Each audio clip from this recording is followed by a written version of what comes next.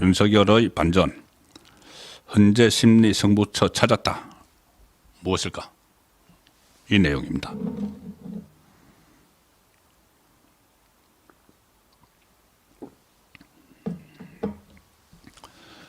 일단 좀 회복할 시간은 아직 안 됐지만은 이 몸을 추스리기 시작을 한다. 좀 정신을 이제 좀 차리기 시작을 한다. 너무 급격하게 지금 진행이 됐죠. 불과 2주일 전입니다. 2주일 전 오늘 같은 화요일 밤에 12월 3일 날 비상계엄이 선포가 됐고 그다음에 여러 가지 일들이 일어나서 윤석열 대통령을 뭐 체포한다 이런 이야기까지 나오고 탄핵 소추안은 이미 통과가 됐고 너무 많은 일이 2주일 사이에 일어났기 때문에 정신을 차릴 겨를이 없었는데 일단 변호인들을 꾸리기 시작을 했습니다. 방어도 하면서 일단 반격 태세를 갖추고 있다고 저는 보는데 김홍일 전 방통위원장, 윤석열 대통령이 그러니까 김홍일 전 위원장이 중수부장일 때 윤석열 대통령이 중수부 이과장 하면서 끈끈한 인연을 맺어왔죠. 김홍일 전 방통위원장이 그 중심이 돼서 변호인들을 꾸리고 있습니다. 한 20명 정도 규모가 된다고 하는데 그때 노무현 그 탄핵 때 그때 변호사 문재인을 비롯해서 한 10여 명이 꾸렸고 박근혜 전 대통령 탄핵 때도 그때도 법원과 이 헌재 두 곳에 이렇게 대응을 했죠. 그래서 유영아 변호사를 포함해서 그때도 한 20명 가까운 변호인들이 꾸려졌는데 지금도 한 20명 규모의 변호인을 꾸려서 좀 본격적으로 움직이기 시작했다. 지금 석동현 변호사, 윤석열 대통령의 친구, 전 민주평통사무처장을 했던 석동현 변호사가 실무적으로는 제일 대표적으로는 김홍일 변호사, 그다음에 석동현 변호사가 변호인단 구성을 지금 돕고 있는데 이렇게 이야기를 했습니다. 기자회견을 했습니다. 오늘 기자회견을 해서 내란죄 구성 요건을 충족하지 못한다. 이게 핵심이죠. 내란죄는 아니냐. 법정에 서서 당당하게 소신껏 입장을 펴가겠다. 법정이 이제 두 개입니다. 하나는 이 형사법정, 그 하나는 헌재 심리법정입니다. 이렇게 이야기합니다. 12.3 비상계엄의 폭동 요소도 없고 법률가들은 간명하게 내란이 될 수 없다고 말들을 한다.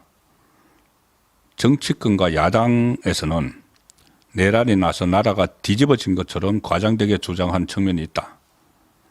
뭐 형법상에 나와 있는 무슨 수개, 우두머리 이런 것을 붙이면서 선전선동을 막 하고 있죠. 윤 대통령이 원론적으로 당연히 법정에 서서 당당하게 소신껏 입장을 펴가실 것이다. 이 헌재도 나갑니다. 헌재도 나가기로 했다고 합니다. 그거는 결정이 됐고 TV 생중계는 헌재에서 안 하기로 하고 대신 그때 박근혜 전 대통령 때처럼 녹화로 방송을 하는데 어쨌든 윤석열 대통령이 헌재에 나가서 이야기하는 것들을 나중에 이제 녹화로 들을 수가 있는 것이죠. 석동현 변호사는 윤석열 대통령이 원론적으로 법정에 서서 원론적으로는 당연히 법정에 서서 당당하게 소신껏 입장을 펴하실 것이고 그래서 향후 헌법재판소와 탄핵심판 절차에 직접 나서겠다는 취지를 밝혔고 변호인단이 한 20명으로 꾸려졌는데 수사와 탄핵심판, 형사재판 총 3갈래로 나눠서 대응한다. 이런 계획도 지금 짜고 있는 단계입니다. 그런데 아직 변호인이 구성도 안 되고 했는데 뭐 검찰하고 경찰하고 서로 그 소환을 하겠다고 막 소환장을 보내고 일종의 공세우기를 지금 하고 있는 상황이죠. 정신없이 몰아치고 있는 상황입니다. 특히 이 내란죄가 이게 핵심인데 내란죄에 대해서 석동현 변호사는 이제 정리된 입장을 이야기하는 겁니다. 윤석열 대통령 쪽의 대통령이 정권 찬탈을 위해 내란을 일으키는 것이 아니고 정권을 가지고 있는데 무슨 정권을 찬탈을 하느냐. 그리고 폭동 요소도 없다. 폭동 요소는 공권력을 갖고 있지 않는 쪽에서 하는 게 폭동이죠. 폭동 요소도 없다. 그래서 내란죄 성립 요건이 되지 않는다. 반박을 했고, 오히려 제가 말씀드린 부분입니다. 오히려 야당의 여러 국정 난맥 그리고 국헌 문란 부분을 따지겠다. 역습이죠.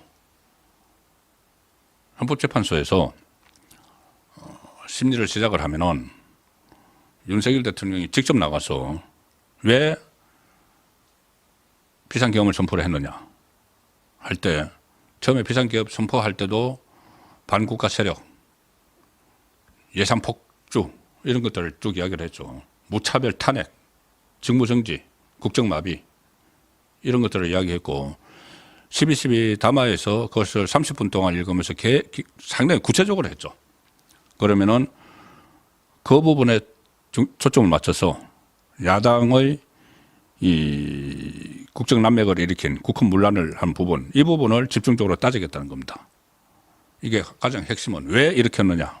그 다음에 이제 전개 과정이 되겠죠.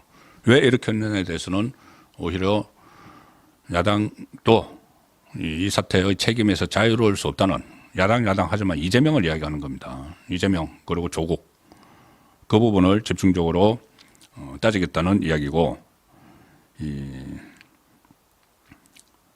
일종의 역공이죠. 역공. 이재명의 행태를 국민도 알아야 된다는 차원에서 여기에 초점을 맞추겠다는 이야기입니다. 그리고 수사기관들이 경쟁 문제를 해소하고 수사 주체를 일원화해야 된다, 이런 요구도 했고, 수사기관 두세 곳이 경쟁하듯이 출석 요구, 강제 수사를 하는데 좀 정돈을 하고 하자, 이런 메시지들도 나왔습니다. 2017년에 그때 탄핵된 박근혜 전 대통령에 대해서 석동현 변호사는 이런 말을 했습니다. 좀 의미가 있다고 보는데, 박근혜 전 대통령이 법리에 다 맞아서 탄핵 소추되고 헌재에서 파면 결정난 것이 아니다. 헌재의 당시 탄핵 선고가 국민 정서, 일종의 언론은 국민 정서라고 이야기를 했지만 일종의 어떻게 보면은 마녀 사냥 같은 것이 막 벌어졌었죠.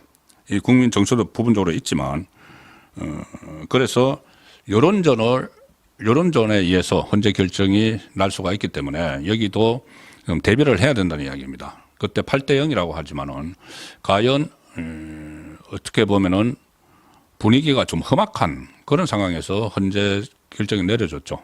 그때 일방적으로 악마화시키는 그런 일들이 있었기 때문에 딱 법리만 가지고 하는 건 아니다, 헌재가.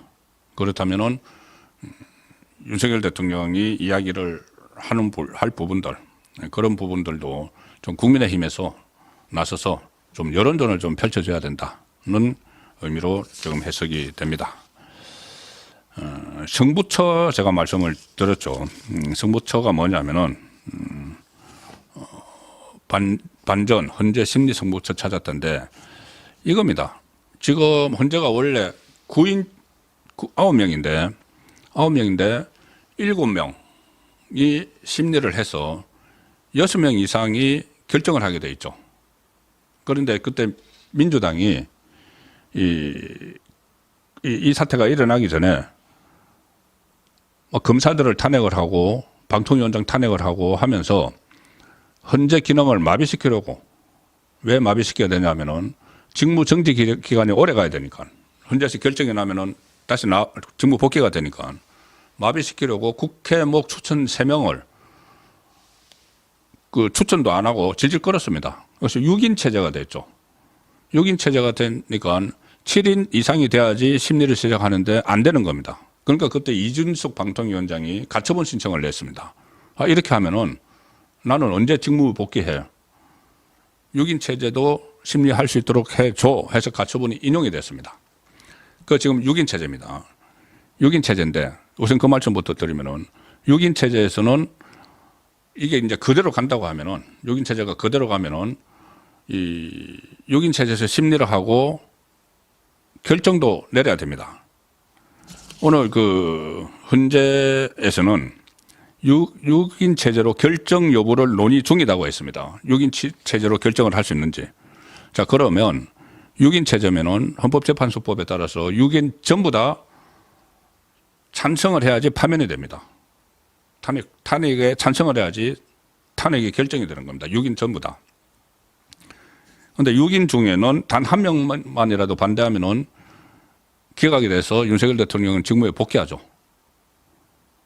그런데 그 6인 중에는 윤석열 대통령이 추천을 하고 임명한 헌법재판관이 있죠. 정형식. 오늘 그 추첨에 의해서 주심 재판관으로 된 정형식 재판관이 있습니다. 뭐 지금 야당에서는 그 박선영 전 의원, 박선영 전 의원의 제부라고 해서 무슨 뭐 논란을 일으키고 있지만 그런 것과 상관없이 어쨌든 한 사람만이라도 거기서 탄핵이 안 돼 하면은 기각이 돼서 직무 복귀하는 겁니다.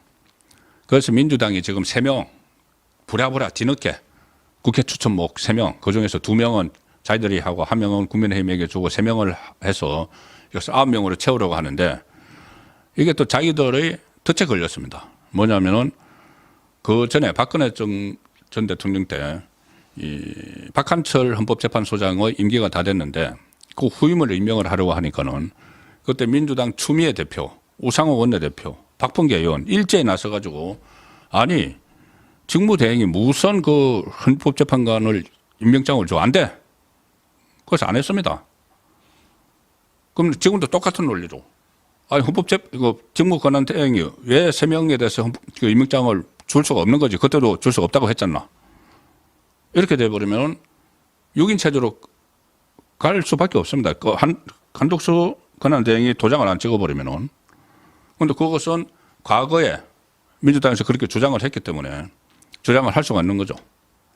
그리고 또 한교안 당시 권한대행이 그때는 이제 민주당이 그래서 못했고 나중에 박근혜 대통령이 탄핵에 대해서 파면되고 대선이 실시되는 그 기간에는 그때 이선의 재판관을 임명을 했습니다. 그때는 대통령이 사고가 나서 직무 정지가 된 게 아니고 대통령이 파면에 대해서 거리가 됐기 때문에 대통령 권한대행이 그걸 행사할 수 있었죠.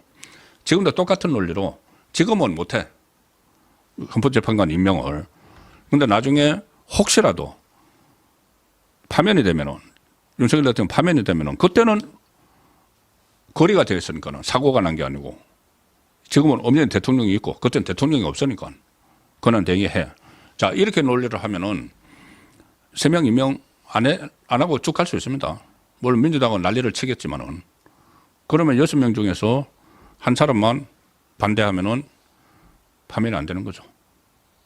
그런 모든 이 경우의 수들이 여러 곳에 지금 잠복되어 있습니다. 사상 초에 일어났기 때문에 일단은 나중에 법원에서 처벌을 받을 게 있으면 처벌을 받아야 되지만 지금 당장은 혼란을 막고 헌정을 유지하기 위해서는 가능한 모든 방법을 써야 되고 그래야지 조금 전에 제가 말씀드린 대로 이재명이 대통령이 돼서 국가가 대혼란, 대재앙을 겪게 되는 그 재판 속회 문제로 그런 일을 방지할 수 있다는 말씀을 드리겠습니다.